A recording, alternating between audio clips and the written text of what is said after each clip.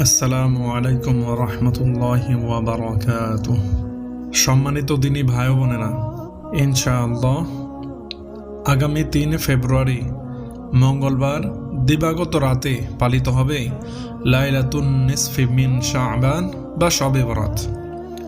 তাই আমাদের সবারই উচিত পূর্ব প্রস্তুতি হিসেবে শবে বরাত সম্পর্কে জানা। শবে বরাত উপলক্ষে যা কিছু আমাদের করণীয় তার মধ্যে রয়েছে: ১. এই রাতে বেশি বেশি নফল ইবাদত করা। ২. পরের দিন রোজা রাখা। ৩. এই রাতে সব কিছুর জন্য দোয়া করা, বিশেষভাবে গুনাহ থেকে মুক্তি চাওয়া। ৪. আড়ম্বর ব্যতীত চাইলে কবরস্থানে গিয়ে কবর জিয়ারত করা। ৫. চাইলে যে কোনোভাবে মুর্দাদের জন্য ইসালে সওয়াব করা। এই ৫টি আমলের কথা হাদিস দ্বারা প্রমাণিত।